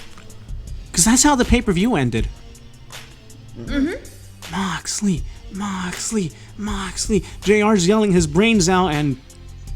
Mm-hmm. And then, whoop, off they go.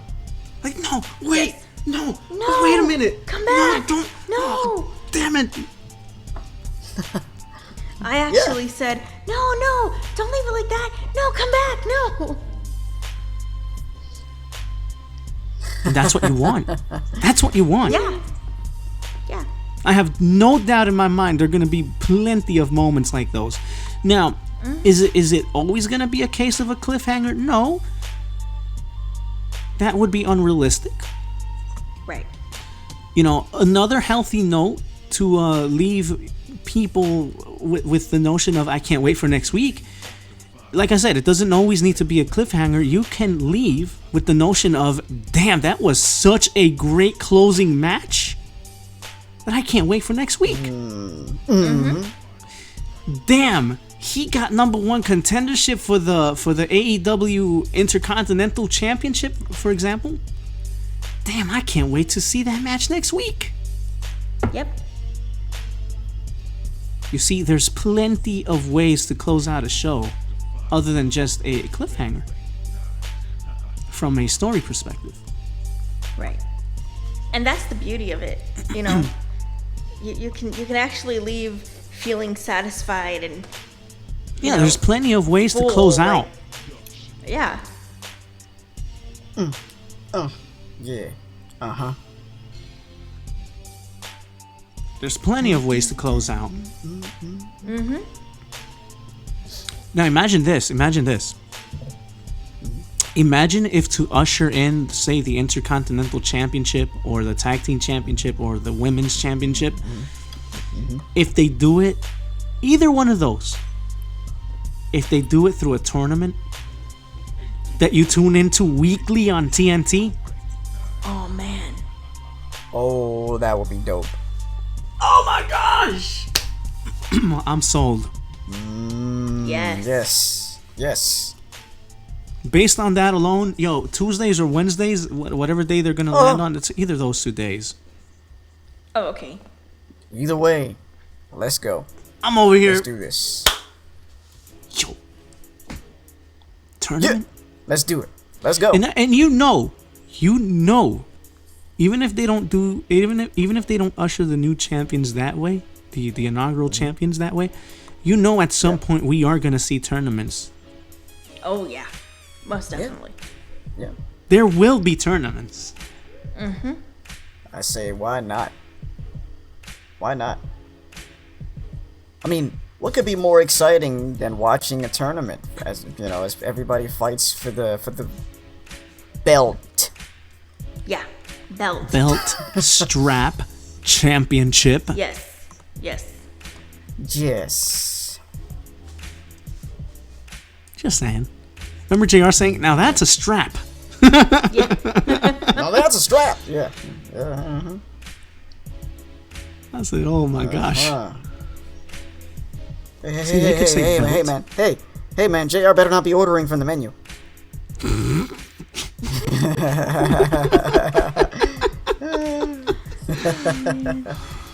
Now that's a strap. That's classic.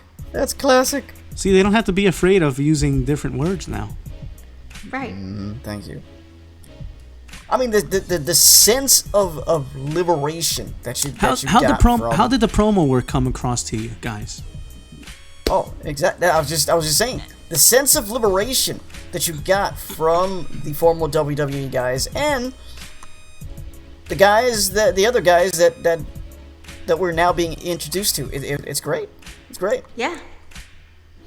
Shh. And the promo work is amazing. It's out of this world.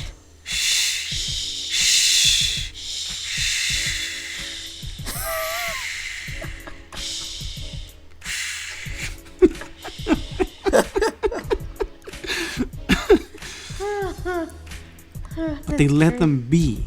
That's one of those gimmicks. That's one of those gimmicks where you think to yourself, on paper it's just utterly stupid and you don't think it's gonna work. Then when you see it play out, you're like, oh, this is stupid in a good way. Exactly. Yeah, it's actually funny. Yeah. That's it. I was like, oh my gosh, it's the librarians! Wow. Oh, be careful, Brett. There's a.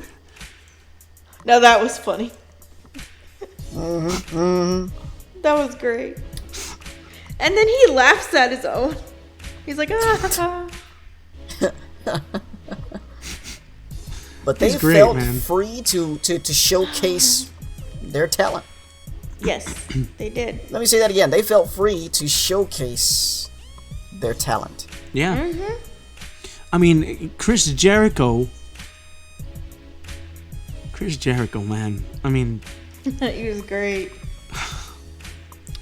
I demand a thank you. You know.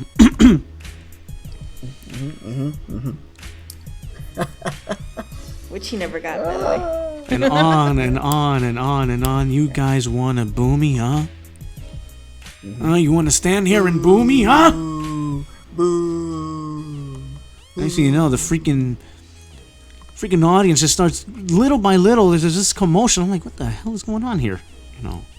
Oh, that's another thing, too, is how engaged the guys, the performers were with the crowd. Mm-hmm. When was the last time you watched the American pro wrestling event like that, where the crowd was engaged and everybody was engaged? No. Exactly. No. When was the last time you've It's seen? been a like while that since I've seen here in America. It's been a while since I've seen somebody, insult us. I'm like, yeah, go, do it. Tell us to shut up. Tell us that we're losers and that we're, because we love it. We get invested in it and we're like, shut the hell up. Yeah, like calling MJF an asshole. All these things. He's gonna be the guy you love to hate. Yep. Yes. Like, this guy again. Hey, remember his reaction when the other couple guys came out? That was funny. Yeah. Hey, can we talk about this like men? Like grown men? Let's talk about this like grown men. Come on. Such a heel cop, but I love it. Yeah, it's hilarious. Oh yeah, and who can forget one of my favorite Chris Jericho lines ever was like, oh yeah, you can chant and you can do with your 1 and your 2 and your what?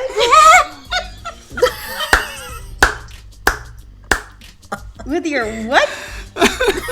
What comes after 2? It was 3. But okay.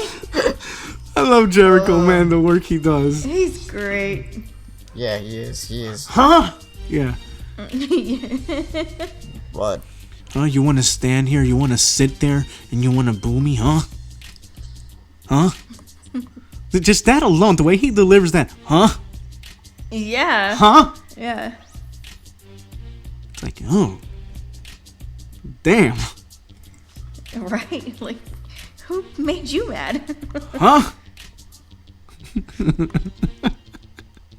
That's great. You know, I say Chris Jericho should have an AEW shirt that has the word "huh" printed on it with a question mark I and an would get exclamation that. point. I would so buy that shirt. They probably will at some point. They You'll probably see. will. You want to Or you make can money suggest off it my to them. merchandise, huh? Huh? Yeah. You can suggest it at Pro Wrestling Tees. Oh yeah. Good point. Anyway, who wants to usher us out of here, man? We got to get out of the building Yes. Yes, we do. before somebody sneak go ahead, attacks me. Crystal, if you want. Yeah. Sneak attacks you? Sneaky style? Yeah. Yeah, sneaky style. Big up to Big up to Rocky, Romero. man. Yeah. Go ahead, Crystal. Go ahead. All right. This has been ENT Hooligans. I feel like I should be like on the radio, like literally. Thank you for listening and watching us, and for those of you that are going to catch us on the VOD later, thank you. Remember, you could follow us on Twitter. Also, Mo's personal Twitter page is on there as well. Follow Ness and Mo at their SoundCloud accounts, and you can follow us on Facebook, and I'm missing something, right? No. And Twitter. That's about already it, plugged the Twitter. No, I said that's it? Oh yeah, you got everything. Yeah, you got everything. Okay. And don't forget to tell a friend to tell a friend to tell a friend about our awesome podcasts. She has a puny Texan Spread the voice. word. Spread the word, y'all. No, I She do has not. a puny Texan voice. She's all like, "How do you like me now?" Yeah. Hey, that's probably. Hey, that's probably why was Navarro lost. Oh yeah. Yeah, because he's from H-Town. He's from H-Town. You know, I know he didn't cut a promo or anything, but based on his mannerisms and crap like that, he's gonna be another good heel too. look out for him. Yeah. Look out for him. He's gonna be great. Yeah. Sorry, I've been reading a book. You know, and once Pac, no, not X-Pac, but once Pac is on board with them, look out for him. Yes. His he goes by the Bastard. Oh, yeah, he does. That's right. The Bastard. Oh boy. Yeah. Oh, this ought to be good. The Boston. Oh, this is The gonna Bastard, be good. yeah. Yeah. Pac. Yeah. Fuck. What was the name of that? What was the name of that guy? The Houstonian faced. Oh my God, got his name. Who? Who? The guy that Navarro faced. The Kip English Sabian. guy. Kip Kip Sabian. Sabian. There we go, Kid Sabian. There we go. Oh my God. He's a hell of a wrestler, I was so busy enjoying the action, Mm-hmm. I'd lost track of who was who. You know what I mean? But anyway, folks, we're out of here. Thank you for joining us. Have a nice, productive day. Yes, indeed. Keep us locked. Stay tuned. And in everything you do, keep God number one in your life. Always. Amen to That's that. right. Francie Always, Hooligans, y'all. I'm Baby Always. Moy. She's Little Crystal. He's Big Ness. Till next time. See ya. God bless y'all. Peace. I was waiting for that.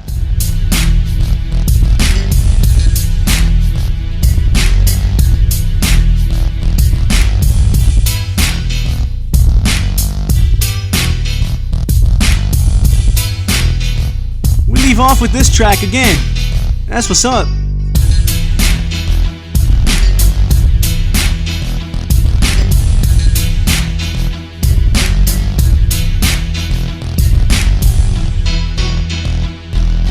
Yeah.